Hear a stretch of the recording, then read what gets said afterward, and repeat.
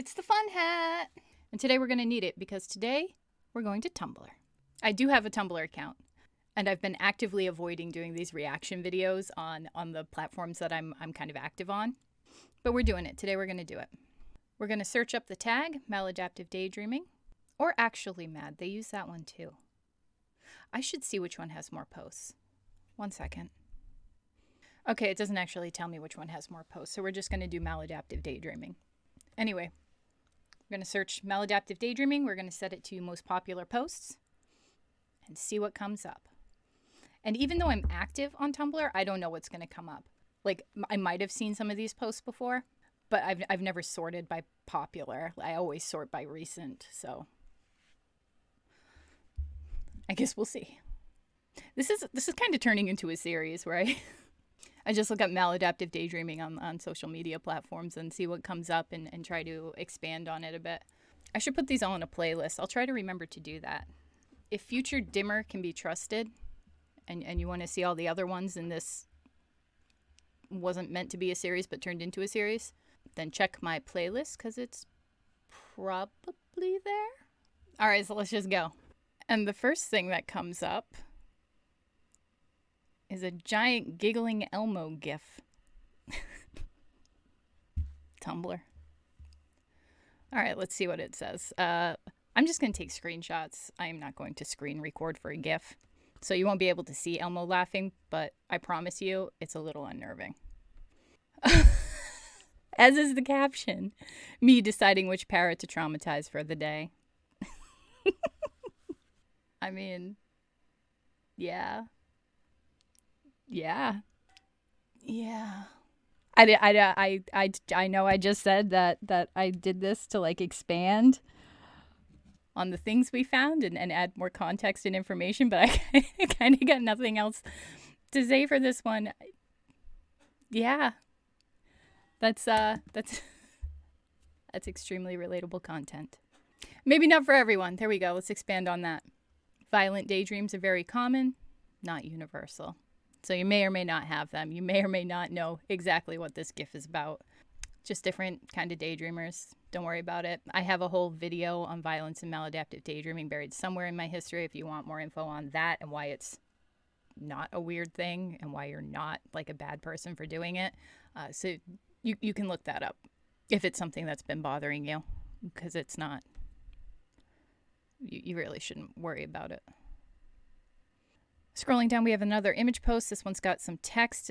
There's a line in the middle. At the top it says, "My OCs," original characters, "have two sides. On one side of the line is gay and on the other is angst." Yeah.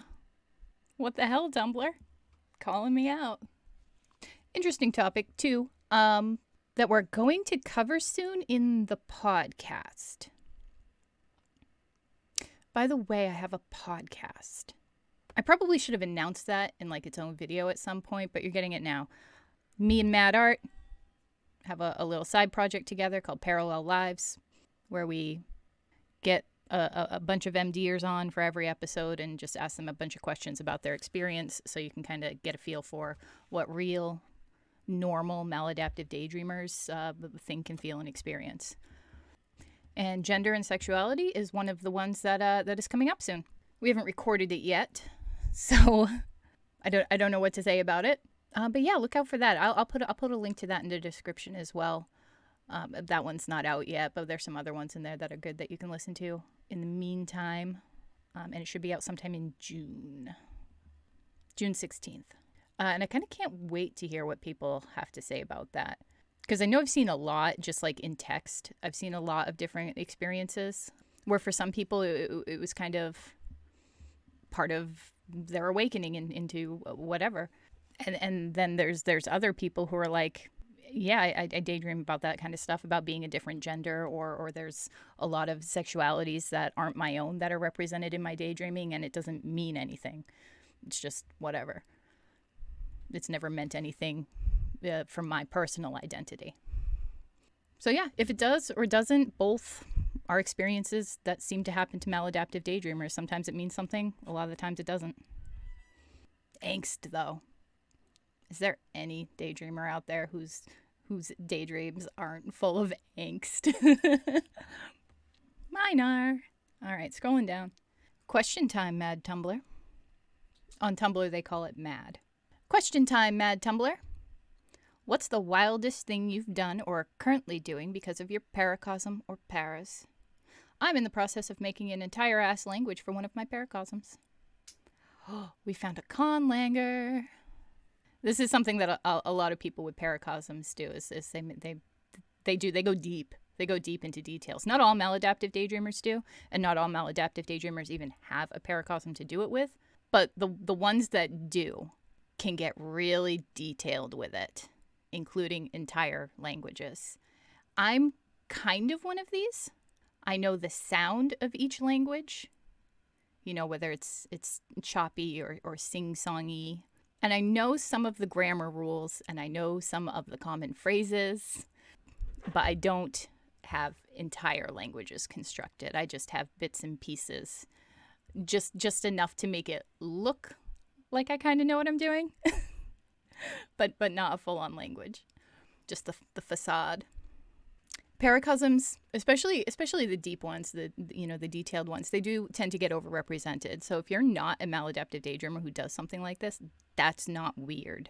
The deep, detailed, expansive, long-standing paracosms that have their own religions and economies and systems of government and languages, those are not actually particularly common. I know we see them a lot, so we kind of sort of think to ourselves that this must be pretty common, but it's not. That's not what MD typically looks like. If you don't do this, that doesn't say anything about whether or not you have MD. How we daydream, the details of it, not particularly important to the diagnosis. Air quotes, because it's not in the DSM. So yeah, don't feel weird about that. Scrolling down. I just saw the top of this guy's ears from the last post. I was like, Nosferatu? But it's not. Actually, don't know who that is. If anybody knows who that is, put it in the comments. Because I don't know. It's giving me like Skyrim vibes, but I don't know. I don't think I've ever run into anyone in Skyrim that looks like that. When someone walks in when you're pacing and you have a stare down for a solid minute. Can't relate. Not a pacer. Seen it a lot, though. Seen people be like, oh my God, so-and-so walked in on me today. It was so awkward. So I gather that this is a common experience for the pacers. Next, it looks like we have art. Original art. Shame the paras. Shame. Except it's just Lear, because I still haven't made any of the other pick crews. Oh, it's a pick crew, not art. If you saw my post about how I was avoiding talking about the darker things Lear has done because I'm afraid of getting canceled, well, this is part of it. Also, if you're wondering how Lear managed to accidentally torture someone, it's a long story. All right, so this is a depiction of somebody's character, and like the post up above, this is a darker character. And they make a point here. It's kind of tongue-in-cheek, but I've avoided talking about the darker things Lear has done because I'm afraid of getting canceled. TM.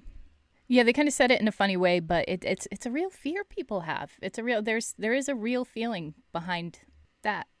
And it's part of the reason that people still don't know exactly how common these darker themes are. And they worry about themselves and what it might mean, you know, if they're a bad person, if they're a violent person. And can they even talk about this if they go to a therapist for their maladaptive daydreaming? Let's say they do. Maybe they don't bring this up because they're like, I don't want to get. They're still going to have those fears that it's not strange. It's a very common thing that happens to us, and it doesn't actually speak to our identities. Even in a maladaptive daydreaming community, surrounded by other maladaptive daydreamers. I mean, the first post on Most Popular was about this topic. Even here. There they go. They said it. I'm afraid. All right. Decided to change the main lore of my paracosm. Well, sort of. So the thing is, I decided to change the reason why Papaddash came back to life, aka Life After Life Project. It still includes the god of death experimenting with soul recycling, but now he also decided to send her back because of some serious imbalances in the program's work. When she tries to find out what the source of the imbalance is, the heart of the program opens and 7 major viruses come out.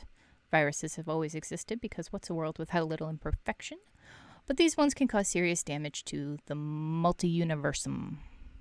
Also, I decided to make the void the universe's major opponent. They're not like beings or anything. It's more like they're places or concepts. I feel like I'm missing something. I'm going to go ahead and assume that this person shares a lot of their paracosm on their Tumblr blog, and they're updating something that has happened for their followers. So yeah, no idea what any of that is all about. Their paracosm, obviously. And it looks like we have another person with a big detailed paracosm that has a lot of lore. And I like that line too. What's a world without a little imperfection? Preach. Our daydreams are not always so idyllic. I know we just talked a lot about the violence and stuff, but even if you don't have violence in your daydreams, that doesn't mean they're idyllic paradises, full of cinnamon rolls.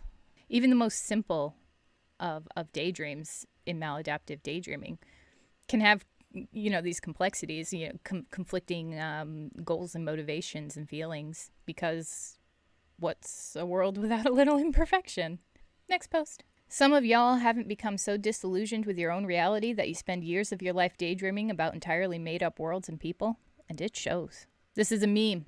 It's a meme that I've seen it before, so I know it is. I have no idea where it comes from, but that's how the meme is. You insert this thing, and then you say, and it shows. And honestly, I don't know what the meme is supposed to mean. It's funny. Like the format of it is funny. And when you're somebody who's like in the target audience, like, it's funny. I don't know what behavior really it's calling out. Like, maybe I'm completely missing it. Maybe I'm just missing it. Like, whew. Come on, fun hat, give me the vibes. I don't know. I think this one is just not meant to be anything. A funny, throwaway, relatable meme. And it is. It's a perfectly fine meme. But I can't really draw any deeper meaning out of it. Personally. A lot of people can, though, apparently. Over 100,000 notes. Let's see if any of those say anything interesting. Fight me. I feel attacked. I wasn't ready for something this relatable so early in the day. Literally everyone who's stuck somewhere they don't want to be does this. It's one of the most human coping mechanisms. You don't have a broken brain because of it. Yep, agree with that too. I don't think OP was claiming to have a broken brain. They didn't say anything like that. They weren't. It didn't seem to me they were making any grandiose claims. And in fact, I suppose you could read that into it, but the post didn't make any claims like that. Unless that's the source of the meme. Is this a meme where you're meant to imply some degree of broken? God, we gotta do that. All right, know your meme.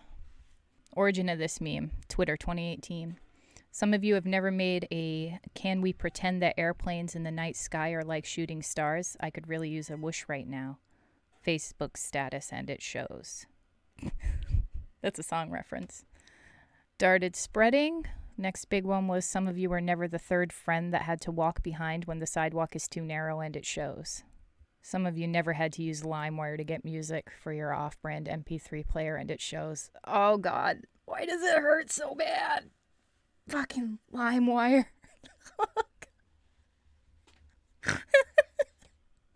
Oh God damn it. I don't know what's going on here. I don't know. But it is funny. I think someone in those comments just took it a little too seriously. Next one is an image of a little girl with a big duffel bag and a pail walking down a sidewalk. Me going off to one of my 4,000 daydream universes after a long, stressful day. Here we got the flip side of that. 4,000 daydream universes, they're probably exaggerating, but it is quite a far cry from the singular detailed paracosm that we saw earlier.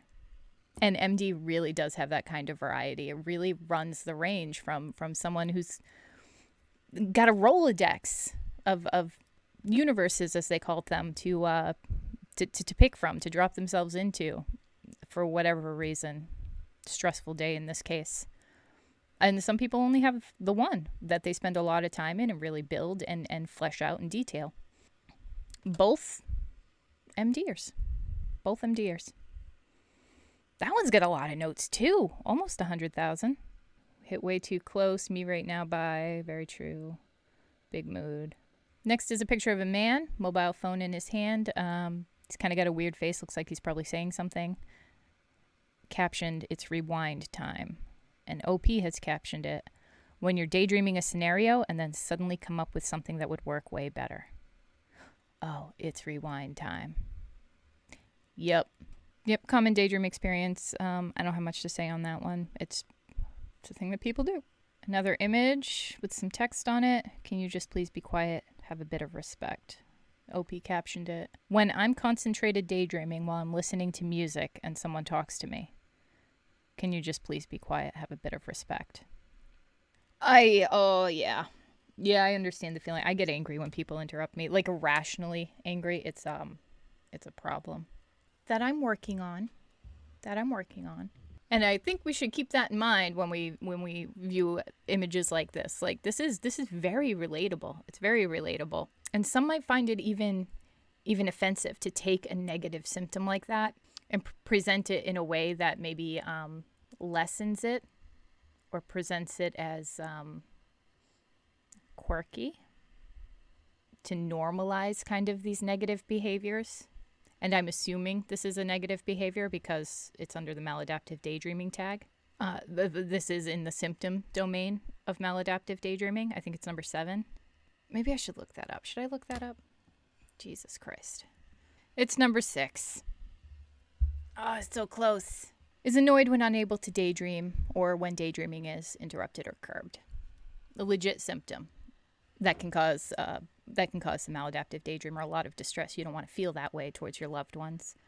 You don't want to be constantly angry. The feeling of withdrawal or not getting your fix or not completing your fix is a bad experience. Nobody wants to have that.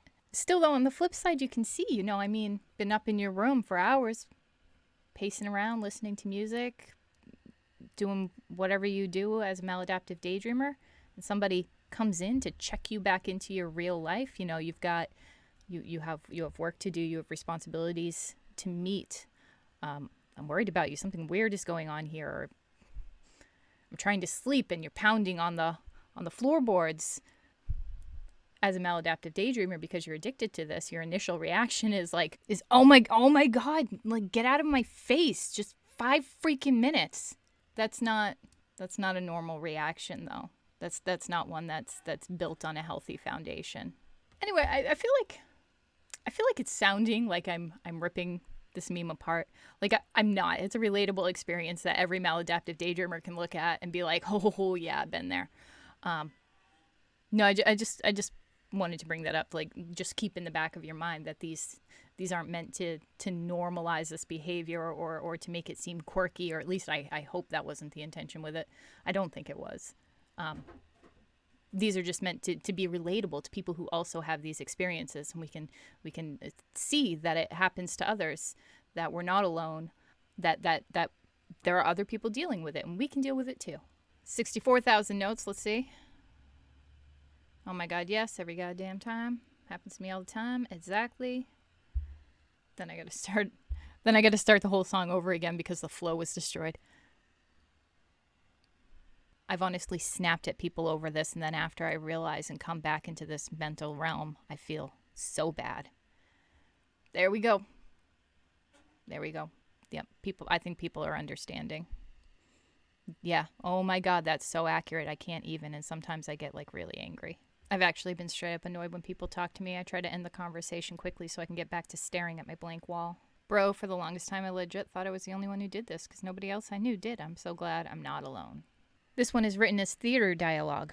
Brain. It seems like problems are happening. Would you like to pretend they're not and think about fictional characters instead? Me. Yes, please. Yep. Avoidance, coping skill, call it what you will. Maladaptive daydreaming can and does often fill a role like this. It's actually a pretty decent Band-Aid. The problem is you keep hemorrhaging blood. Like, it doesn't fix anything, actually. In fact, it can exacerbate a lot of issues. So, that's why it's called maladaptive. But yeah.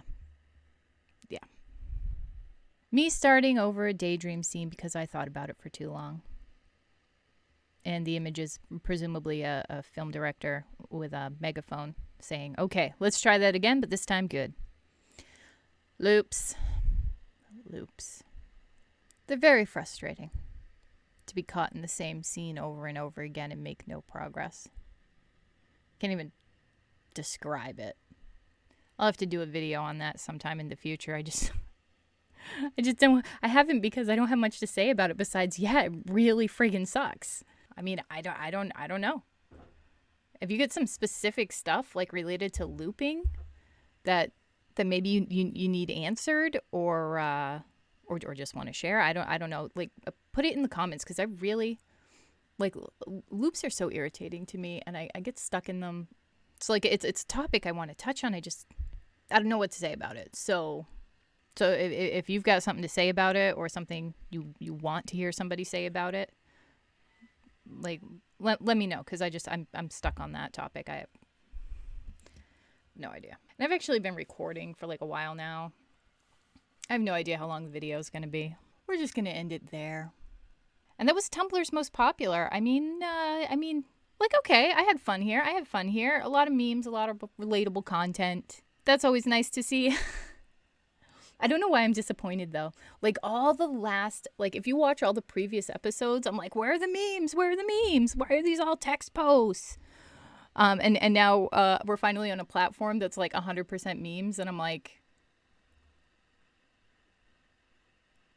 okay. I guess I'm not a very fun person. Maybe this hat saps it out of me. Maybe that's why it's called the fun hat, because it saps all the fun out of the room, hoarding it for itself. But yeah, that's what it was. It was a lot of relatable content, good relatable content. I didn't see anything informative. And yeah, how many was that? I mean, we're part of the way down. We did a few. Let me just scroll down real quick and see if like anything informative comes up at all.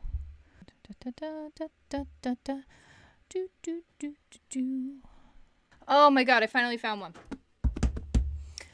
I finally found an informative post. I had to scroll down really far, you guys, like really far to find an informative post on Tumblr. And it is an infograph. It's an infograph that I've seen before. And I don't think I'm going to say anything about it. I think I should just do a whole other video on like infographics. We'll look that up. I don't know, probably in the next video or something. And we'll look at those. And we'll look at this one. But yeah, I did have to scroll down really far. And I don't know, like that's just the nature of Tumblr, right? Tumblr is an aggregate of personal blogs. So I don't think you can really expect to go there and find a lot of cold, hard facts and informative posts. Like these are going to be experiential, relatable posts. And that's exactly what we found. Obviously, I like to see the information. That's what I look for in content that I enjoy. But there's no reason you can't enjoy this also. So if you're looking for the memes, go to Tumblr. And I'll see you next time when I guess we'll probably talk about the infographics because I just decided that right now. Bye.